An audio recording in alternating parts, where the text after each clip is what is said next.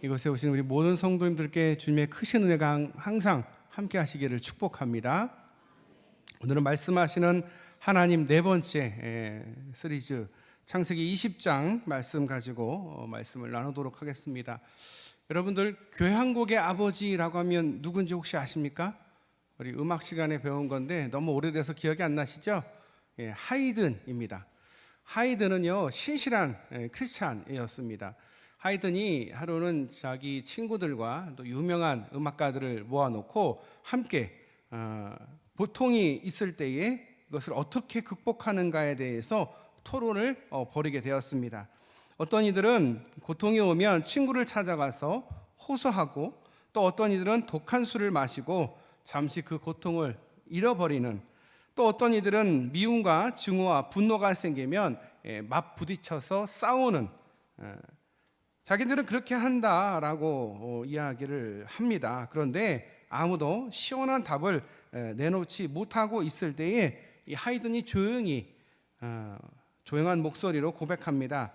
우리 집에는 작은 기도의 골방이 있습니다. 저는 고통이 올 때나 마음이 외로울 때, 또 낙심과 절망이 빠질 때에 바로 이 골방에 들어가 하나님 앞에 무릎을 꿇고 도움을 구합니다. 그 골방에서 기도하고 나오면 저는 마음에 평안을 얻고 그다음에 희망의 빛을 발견하게 됩니다. 이 하이든의 고백이 끝나자 모든 사람들이 고개를 끄덕였습니다. 맞아.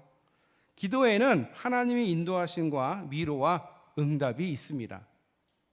그러므로 그리스도인들은 어떤 일을 계획하든지 기도하는 일을 우선으로 해야 됩니다. 기도에 해답이 있는 것입니다. 그리스도인이 아니면 상관없어요. 사업을 새로 준비할 때는 사업 계획서부터 시작해서 설문이라든가 준비할 게 많죠. 그런데 그리스도인들은 어떤 일을 할 때에 무엇을 먼저 해야 되느냐? 기도를 가장 먼저 해야 됩니다. 작정 기도를 하던, 금식 기도를 하던, 새벽 기도를 하던, 기도가 먼저여야 돼요. 왜 그럴까요? 그 기도를 통해서 계획한 것은 하나님이 책임져 주십니다.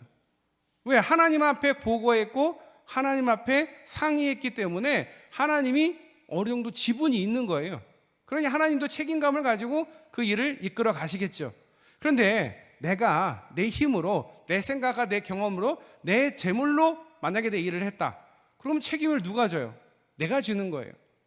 사람들은 뭐라고 그래요? 하나님은 왜 나를 버리셨습니까? 왜 나 이렇게 내 일을 이렇게 도와주시지 않는 겁니까? 아니, 시작할 때부터 하나님한테 얘기를 하지.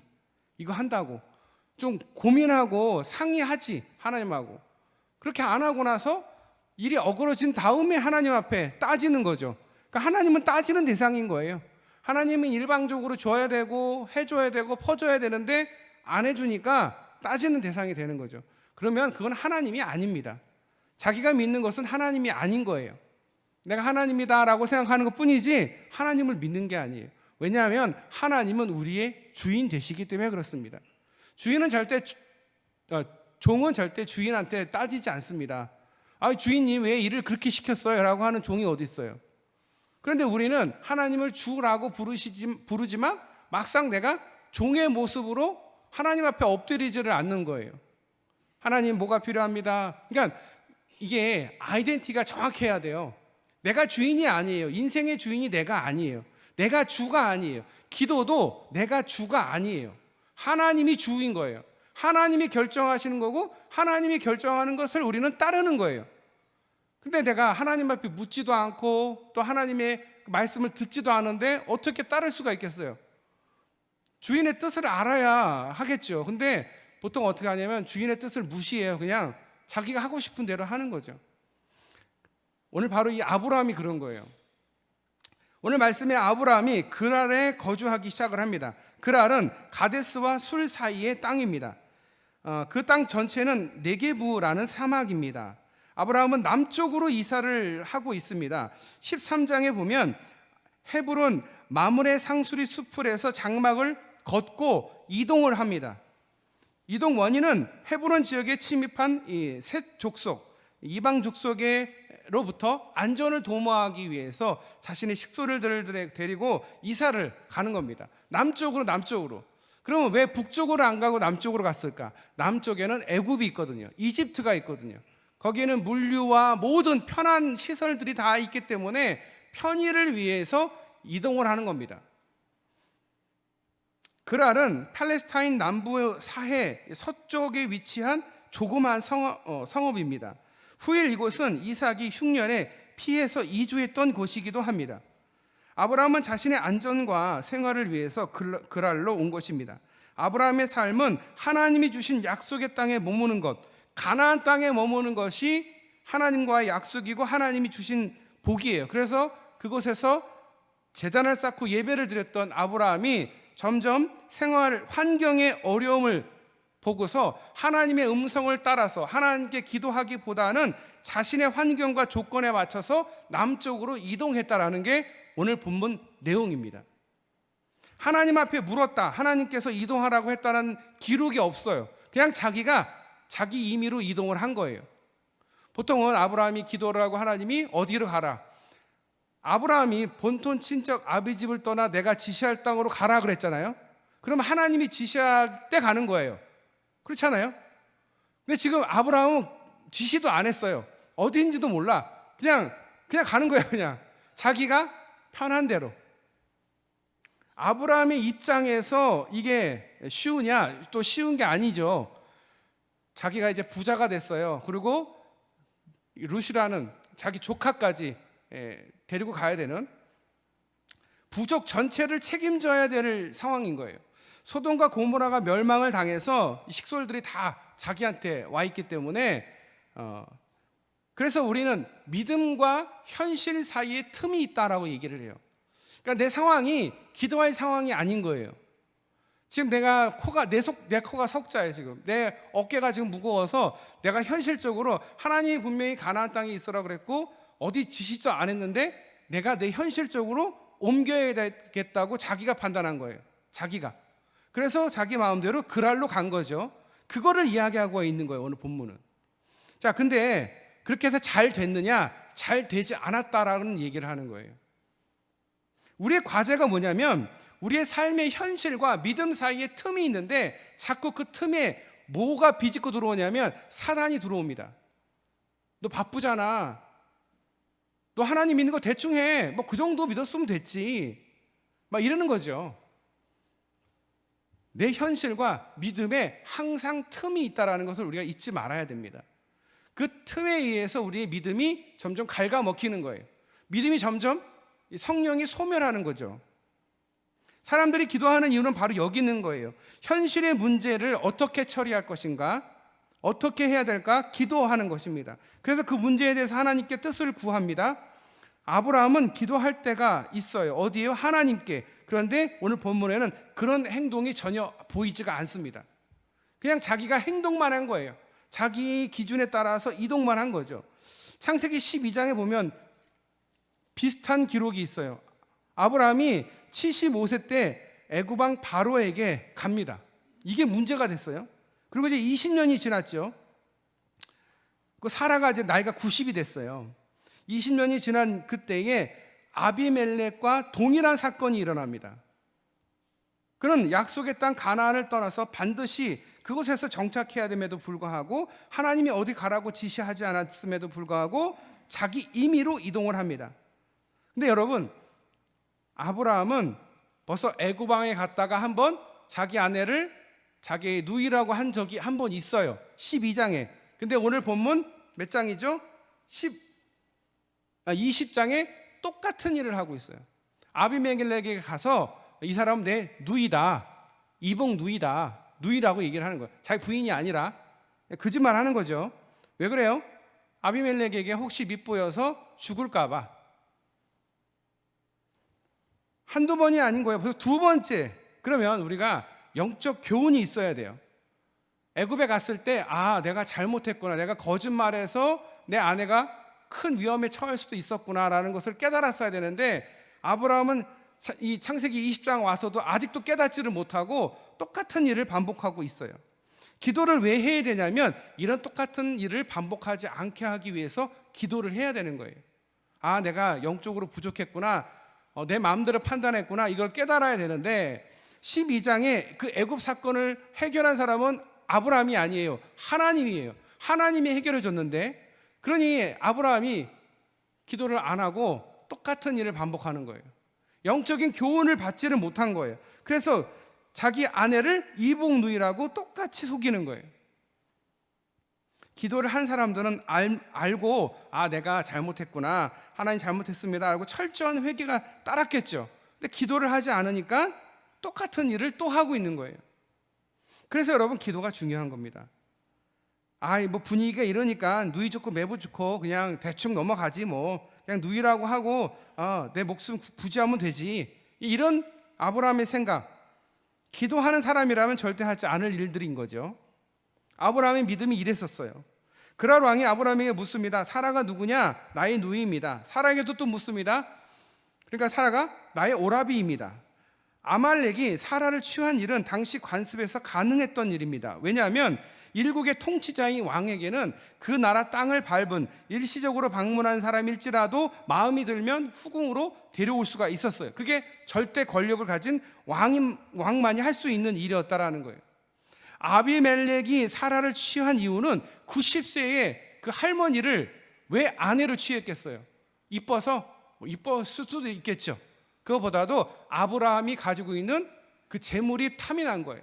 그리고 아브라함이라는 그 족속과 이렇게 화친을 맺고 동맹을 맺기를 원했기 때문에 그 누이라고 하니까 아내로, 그러니까 우리가 다른 나라 왕 그 공주를 데리고 오는 것처럼 그런 개념인 거죠. 그렇게 정략 결혼을 통해서 자기 영토 안에 이주해온 아브라함과 관계를 맺기를 원했다라는 거예요. 아브라함이 부유하고 강력해 보이고 유익하니까 이 계산을 한 거죠. 욕심인 거예요. 사회적으로도 아비멜렉이 아브라함의 누이를 데려오는 일에는 문제가 없습니다. 그러나 아브라함과 그 가족과 식솔들은 어땠을까? 사라가 아비멜렉에 끌려간 그날 아브라함은 어땠을까? 어땠을 것 같아요, 아브라함이? 아유, 저 마누라 가서 나는 신난다, 나는 이제 여유 있게 이제, 그랬을까요? 자, 아브라함이 사라를 보내고 어땠을까? 1번, 밤새워 기도했을 것이다. 2번, 아비멜렉에 가서 사실을 말했을 것이다. 3번, 조용히 사라를 구출해서 도망했을 것이다. 4번, 기타 등등. 어떻게 했을까요? 성경에는 나와 있지는 않아요. 그 밤에 아브라함이 뭘 했는지, 도망을 갔는지, 뭘 했는지, 기도했는지는 나와 있지는 않지만, 자, 이제부터 하나님이 일을 하십니다. 사고는 누가 쳤어요? 아브라함이 사고를 쳤어요. 창세기 12장에서 애굽 왕에게 했던 일과 똑같은 일을 반복해요.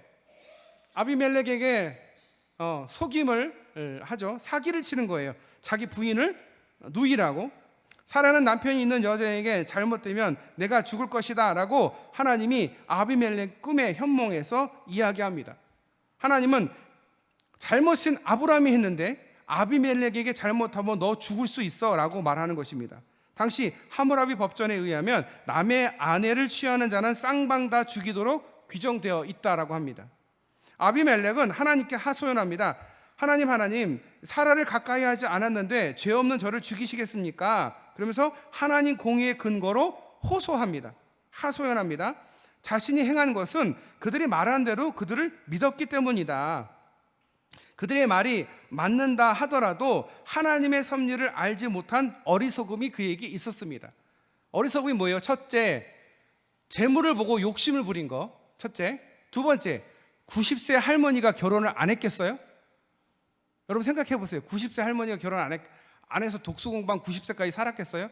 그럴 수가 없거든요. 근데 욕심이 눈이 이게 뒤집어지니까 90세 할머니를 데리고 온 거예요. 이게 어리석음인 거죠. 여기서 온전한 마음은 사라에 대한 내적인 동기, 깨끗한 손은 자기 내실로 데려오도록 한 동기, 하나님께서 다 아신다라는 거예요. 그 동기가 뭔지, 그 뜻이 뭔지. 기도하지 않았던 아비멜렉에게 이같이 하나님이 역사하신 것은 하나님의 전적인 섭리입니다. 만약에 생각해 보세요. 사라가 아비멜렉하고 만약에 해서 아이를 낳으면 어떻게 돼요? 그럼 예수님 못 오시는 거예요. 무슨 말인지 이해하시죠? 아브라함과 사라 사이에서 이삭이 나오고 이삭이 또 이렇게 해서 예수님이 나와야 우리의 그 죄가 사해지고 예수 그리스도의 그 이 구속사가 이루어지는데 이 사라가 아브라함하고 해서 이삭을 낳아야 되는데 엄한데 지금 아비멜렉에게 간 거예요. 그래서 하나님이 이 일을 막으신 거예요. 큰일 날 뻔한 거예요, 진짜. 우리 역사가 그냥 뒤집어져서 우리가 하나님 안 믿고 예수님 안 믿고 진짜 지옥 갈 뻔한 일인 거죠. 그러니까 하나님께서 이 일을 행하신 거예요. 기도도 안 하는 아비멜렉에게 하나님이 계획하신 바가 있었기 때문에 이걸 한 거예요. 하나님은 아비멜렉에게 그의 아내를 돌려보내라고, 인간의 실수나 부족함을 하나님이 채워주시는 순간입니다. 그러니까 사고는 아브라함이 치고 수습은 하나님이 하시는 거예요. 그걸 이제 좀 돌려서 얘기한 거예요. 하나님이 채워주셨다. 좋은 말로. 근데 보면 사실 우리가 사고를 많이 치고 다녀요. 근데 수습은 다 하나님이 하고 계세요. 근데 몰라 우리가. 왜? 기도를 안 하니까. 기도를 해보면 알거든. 내가 잘못한 게 뭔지, 내 죄가 뭔지. 그래서 회개하거든요. 그런데 기도하지 않으면 자기가 죄를 짓고 자기가 문제를 일으켜놓고 사고를 쳐놓고 하나님이 수습하는데도 몰라. 그러니까 그게 문제인 거예요. 그러니까 알아야 되거든. 내가 죄를 짓고 문제를 일으켰어요. 근데 그냥 몰라요. 뭐 남의 일이야. 뭐 하나님이 알아서 하시겠지. 그래 놓고 막상 자기가 어려우면 하나님 앞에 책임을 지게, 하나님 뭐 하셨어요? 하나님 왜 나한테 고통을 주세요? 따진다는 거죠. 기도도 안 해놓고. 그리스도인이라면 기도해야 돼요. 그러면 알게 돼요. 아, 내가 잘못했구나. 내 죄가 있구나. 내 죄 때문이구나를 깨닫게 되는 거예요. 그래서 기도해야 된다는 거예요.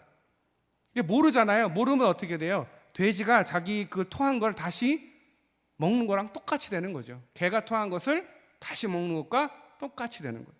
죄라는 게 그런 거예요. 기도하면 죄를 깨닫고 다시는 그 죄로부터 떠나지만, 회개하지만, 기도하지 않으면 그 죄를 계속 반복하는 것이 그게 인간이라는 거예요. 그게 사람이라는 거예요. 그런 연약한 존재라는 거죠. 하나님은 아비멜렉에게 그렇게 이야기를 해서 보내게 합니다. 우리 삶에서 일어나는 일들 가만히 살펴보시면 누구 때문에 이 일들이 일어나는가 잘 한번 생각해 보세요. 누구 때문에 일어나는 걸까? 누구 때문에 일어나요? 나 때문에요. 나 때문에. 자꾸 환경 탓, 남 탓, 부모 탓, 하나님 탓, 엉뚱한 데 탓을 한다는 거죠. 그런데 기도를 해보면 알아요. 다 결국은 나의 부족함, 나의 잘못이다라는 거예요. 그러면서 사람들은 잘못을 자기가 아닌 누군가에게 찾고 기도하지 않습니다. 저 사람이 그래서 그런 거야. 여러분 지금 비가 엄청나게 많이 오죠. 수해가 작년하고 비교가 안 될 정도예요. 남의 일일까요? 남의 일인 줄 알았더니 원주천이 넘쳤어요. 그렇죠? 남의 일이 아니에요. 지구가 온난화가 이렇게 심해질 때 남의 나라 얘기가 아니에요. 남의 나라 뭐 이란이나 아니면은 뭐 인도가 50도가 넘어간다 그러는데 남의 얘기일까요? 아니에요. 우리에게도 닥친 일이에요. 우리도 언젠가는 저 폭염이 온다라는 거예요. 남의 얘기가 아니에요. 위도가요. 우리가 인도랑 거의 비슷해요. 남의 얘기가 아니에요. 언젠가 우리도 폭염을 겪을 수 있다. 지금도 폭염이 얼마나 심해요. 그런데 그게 다 우리가 편하게 쓰려고 한, 우리가 산업혁명을 통해서 우리가 편하게 쓰려고 한 플라스틱이라든가 비닐이라든가 아니면 우리가 입고 있는 옷이라든가 아니면 샴푸라든가 이 모든 것에 사용하고 편리를 위해서 쓰고 버린 것에 대한 만들면서 생기는 그 이산화탄소, 또 버리면서 생기는 이산화탄소로 인해서 환경이 이렇게 파괴가 된 거예요. 결국은 우리 손으로 우리가 파괴를 하고 그 대값을 받는데 남을 탓하는 거예요. 저 사람들이, 하나님이 탓할 게 하나도 없어요. 다 우리 책임인 거예요. 기도를 하면 알아요. 아, 내가 부족했구나. 내가 문제가 있었구나. 내가 고친다는 거죠. 아브라함의 가정에서 일어난 이 엄청난 사건도 결국은 아브라함 때문에 생긴 일이지 않습니까? 그런데 사라도 보면 사라도 잘한 게 없어요. 분명히 자기 입장을 밝혔으면 상황이 달라졌을 것입니다. 겪지 않아도 될 일을 겪게 된 거예요. 그렇다고 사라 탓으로만 돌릴 수 없는 거예요. 7절에 하나님이 아브라함을 선지자라고 말합니다. 그는 선지자라고 말합니다. 하나님의 영감을 받아서 말하는 사람이다 라는 뜻입니다. 하나님의 뜻을 사람에게 전하는 사람이다. 하나님이 아브라함을 선지자로 칭하는 것은 하나님의 뜻이 아브라함을 통해서 이루어지며 아브라함은 하나님의 특별한 부르심을 받은 그런 존재다라는 거예요. 그런데 여러분, 아브라함이 이뻐서, 아브라함이 신앙이 좋아서, 착해서 아니에요. 이거보다 더 어리석은 사람이 없잖아요. 아브라함 보세요. 이거 얼마나 어리석어요. 한 번 겪었던 일을 또 하고 있잖아요. 창세기 12장에서 애굽 왕에게 했던 일을 아비멜렉에게 창세기 20장에 똑같이 반복하잖아요. 이 얼마나 어리석은 사람이에요. 그런데 하나님이 이를 통해서 이삭과 그리고 그 이후에 하나님의 사람을, 예수 그리스도를 탄생하시기로 결정을 하셨기 때문에 이 일을 책임지시고 이 문제를 해결하시는 거라는 거죠. 그러니까 결국은 사람이 사고를 치고 해결은 하나님이 하신다. 그런데 하나님이 특별히 부르심을 받았기 때문에 그래도 하나님이 이렇게 그 일을 하신다라는 거죠. 이렇게 말했기 때문에 아비멜렉이 아브라함을 보내는 거예요. 왜? 아비멜렉이 지금 재산이 탐이 났고요. 정략 결혼을 통해서 부와 욕심이 있어서 아브라함의 그 누이라고 하는 이 사라를 데리고 왔잖아요. 그런데 이제 어떻게 해야 돼요? 다 돌려보내야 돼요. 성경에 보면 다 돌려보냅니다. 근데 그게 한두 마리가 아니었을 것 같아요. 엄청난 양의 부였을 거예요. 근데 그거를 돌려보냅니다. 왜? 하나님이 이 사람은 내 선지자다라고 말했기 때문에. 이제 아비멜렉은 모르고 지은 죄에 대해서 그 죄에 대한 용서를 아브라함의 중재 기도가 있어야 한다라는 것을 듣게 됩니다. 7절에 보면 너를 위하여 기도하리니, 그러니까 죄를 지었으니까 누군가는 책임을 져야 되고 거기에 대해서 회개를 해야 되는데 거기에 대해서 기도를 누가 해주냐? 아브라함이 나의 선지자이니까 너를 위해서 기도해 줄 거야. 그러니 너는 돌려보내라라는 거예요. 아브라함의 기도는 이미 소돔을 향한 중재 기도가 있었어요. 그래서 자신의 조카 롯이 구원을 받은 거예요. 안 그랬으면 소돔과 고모라 망할 때 조카와 모든 식구들이 다 죽었을 거예요. 하나님은 아브라함의 기도를 들으실 것이다 라고 이야기하고 있어요. 그 얘기는 뭐냐면 아브라함에게 기도하기를 기대하고 기다리셨다라는 거예요. 소돔의 그 문제도 하나님이 해결해 주셨잖아요. 그러니 언제든지 얘기하면 되는데 아브라함이 기도를 하지 않았기 때문에 이 문제가 발생했다라는 거예요. 그리고 그 문제에 대해서 하나님이 지금 이를 수습하고 계시다. 하나님은 아브라함의 기도를 들으시는 분이다. 아브라함이 아비멜렉을 위해서 기도할 것이고, 그래서 아비멜렉의 가문은 하나님의 그 은혜로 출산이 이루어질 것이다. 오늘 본문에서 우리가 깨달은 것은 두 가지가 있습니다. 첫 번째, 기도는 쉽다. 그러나 기도한 대로 사는 것은 어렵다. 다시 한번 말씀드리겠습니다. 기도는 쉽습니다. 그런데 기도한 대로 사는 것은 어렵습니다. 이게 우리가 얻어야 될 교훈입니다. 하나님이 말씀해 주시는 것을 들었습니다. 그래서 아브라함은 긴 여정을 시작을 했습니다. 본토 친척 아비 집을 떠나서 내가 지시할 땅으로 가라고 했는데 아브라함이 어떻게 했어요? 지시하지도 않았는데 지가 그랄로 간 거예요. 그래서 아브라함이 고통을 당하게 된 거죠. 기도한 대로 약속의 땅에 도착을 했습니다. 그곳에 머물기가 쉽지가 않았습니다. 그래서 그곳을 떠납니다. 수없이 고생을 합니다. 그러다가 오늘 본문과 같은 엄청난 일을 만나게 됩니다. 나를 위한 기도는 변하기가 쉽습니다. 내 마음이 움직임에 따라서 기도하기 때문입니다. 그러나 하나님을 위한 기도는 변함이 없습니다. 하나님이 기도한 게 뭐예요? 본토 친척 아비집을 떠나라. 그러면 내가 너희를 정착하게 할 것이고 너를 복동으로 내가 만들어주겠다라는 것이 하나님의 약속이잖아요. 아브라함이 이 말씀을 믿었어야 돼요. 지시하지 않으면 그냥 그 자리에 있었어야 되는데 아브라함이 지시하지 않는데 기도하지도 않았고 기도에 응답도 받지 않고 마음대로 했다라는 거예요. 여러분 하시는 일이 잘 안 되십니까? 여러분 속상한 일 있고 어려운 일 있습니까? 왜 그렇습니까? 기도하지 않았고 물어보지 않았고 응답받지 않았는데 움직였기 때문에 그런 겁니다. 책임은 하나님께 있는 게 아니라 나에게 있는 것입니다. 내가 하나님 앞에 기도하기가 너무도 쉬운 임에도 불구하고 기도를 하지 않았다. 그리고 기도하는 대로 살지 않았기 때문에 이런 문제가 생겼다. 우리 이것을 깨달아야 됩니다. 하나님을 위한 기도는 하나님 말씀을 붙들고 합니다. 그래서 하나님의 마음을 향하게 되고 하나님의 뜻을 깨닫게 됩니다. 아, 하나님이 멈추기를 원하시는구나. 하나님이 가기를 원하시는구나. 기도를 해야지 깨닫게 되는 거예요. 알게 되는 거예요. 근데 기도하지 않으면 알 수가 없는 거죠. 아, 하나님이 이거를 하라고 하셨느냐? 하나님이 하라고 하신 적이 없어. 그러면 안 하면 되는데 우리는 어떻게 해요? 우리 개인적으로 행동을 하는 거예요. 이게 하는 거예요.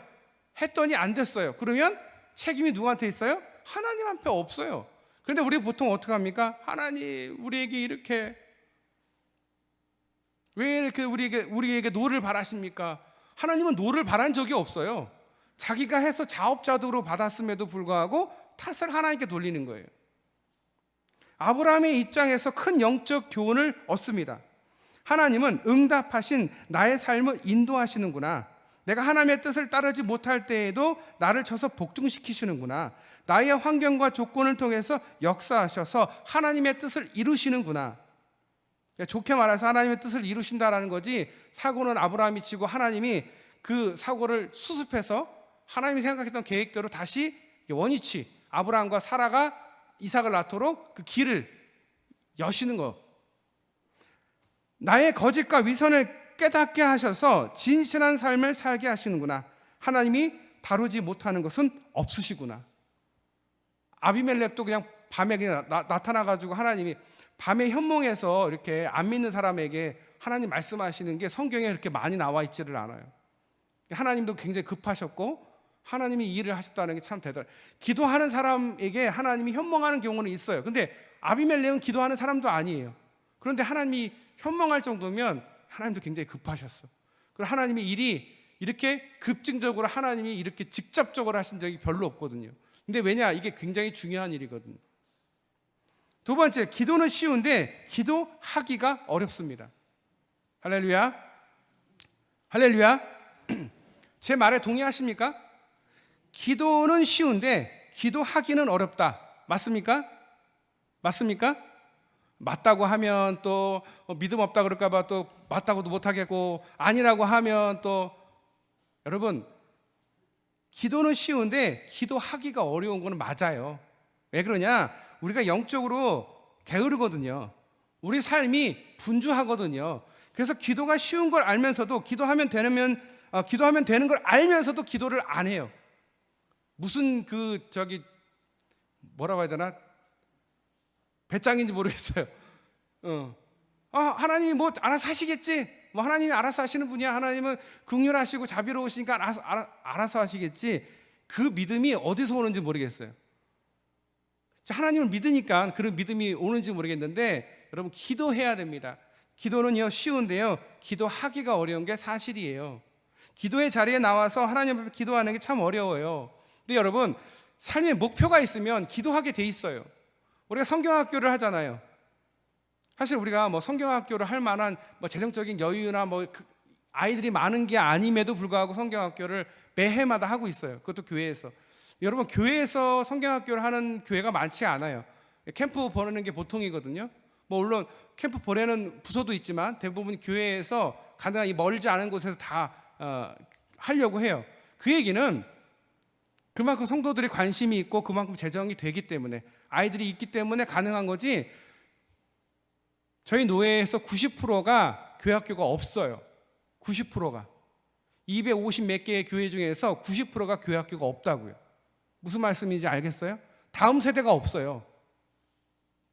그럼에도 불구하고 교회학교가 이렇게 성경학교 캠프 여름 사역할 수 있는 게 기적이에요. 기적. 지금 교회학교 몇 부서는 애들이 너무 없어요. 지금 제가 일일이 다 말씀을 못 드리겠는데, 우리 여러분 기도해야 돼요. 아이들이 깔깔거리면서 웃고 뛰어노는 그 시대가 지금 지났어요. 다 이제 어른만 남았어. 다 어른만. 다 봉양해야 될 사람은 없고 봉양 받을 사람만 남을 시대가 지금 오고 있단 말이죠. 초고령화 사회가 이제 곧 오는데 그게 좋은 걸까요? 좋은 게 아니에요. 우리 아이들에게 빚을 계속 지우는 거예요. 우리가 그 어깨를 계속 무겁게 하는 거예요. 그냥 그야말로 죽어라. 다음 세대들 너희들 죽어라. 너희들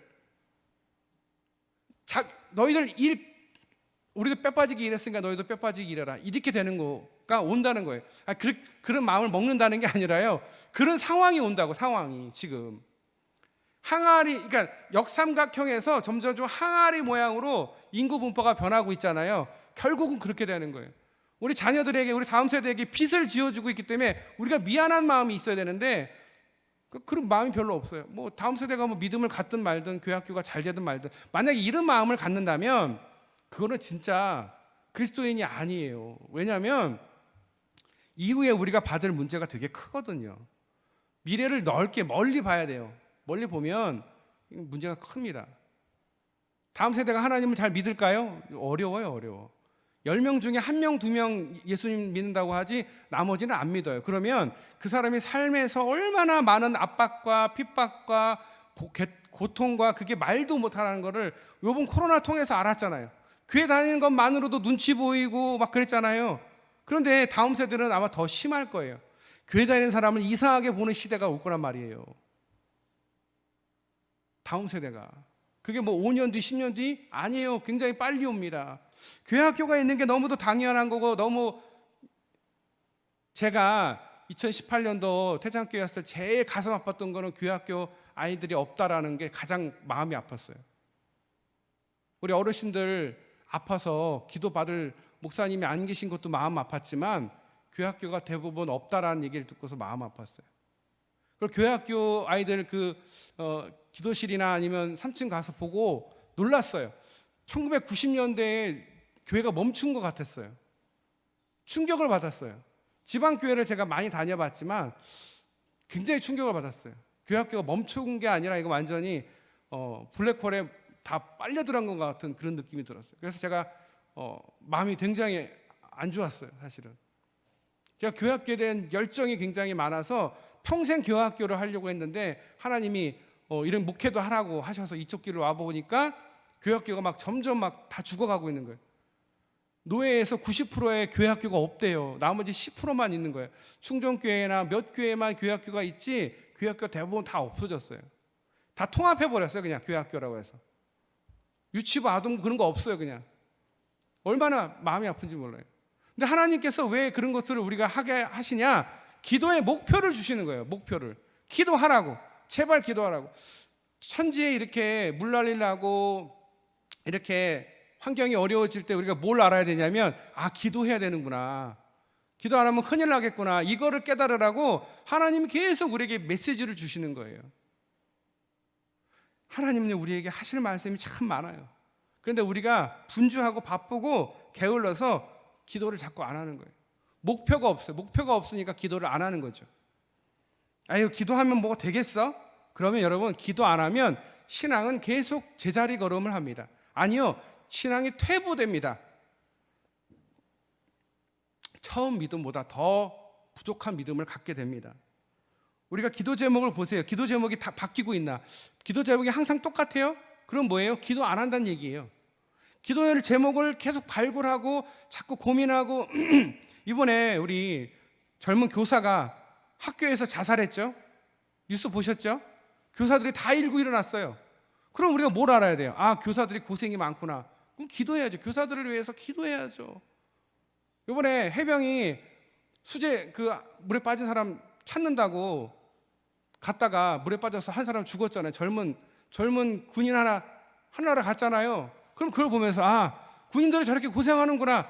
수혜민들이 저렇게 고생하는구나. 그럼 우리가 기도해야죠. 하나님 제발 우리 대한민국 국민들 좀 살려주세요. 우리 젊은 사람들 좀 구해주세요. 눈물로 기도해야 될 이때에 우리가 너무 분주해. 너무 영적으로 게을러. 그걸 몰라요. 그거를 남이 하겠지. 여러분, 기도의 자리에 나오시기를 축복합니다.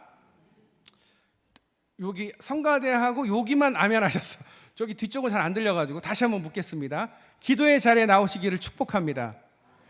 왜 기도의 자리에 나와야 되냐면 그게 우리 살 길이에요. 기도만이 우리 살 길이에요. 우리 따라합시다. 기도만이 우리의 살 길이다.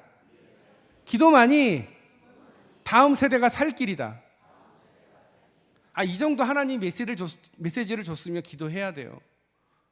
교회 나오는 게 어렵다고, 교회 나오는 게 멀다고, 교회가 멀다고. 교회가 먼 게 아니고 여러분 마음이 먼 거예요. 솔직하게 얘기합시다. 저는 가감 없잖아요. 솔직하잖아요.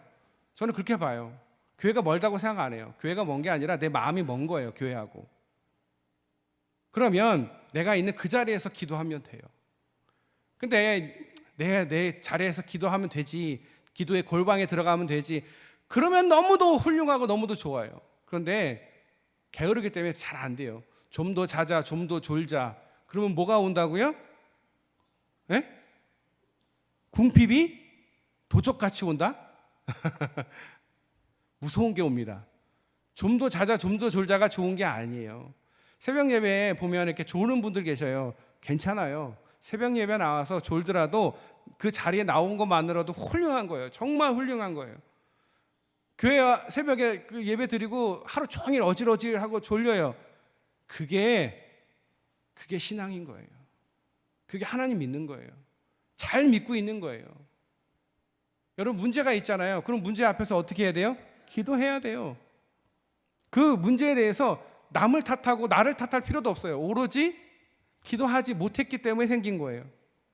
하나님 앞에 간절히 기도해야 돼요. 결국은 나와 하나님과의 관계인 거예요. 어떤 문제든지 간에 뭐 사람과 사이에서 어려움, 뭐 사업의 어려움, 뭐 재정의 부족함, 건강의 어떤 문제 모두 다 똑같아요.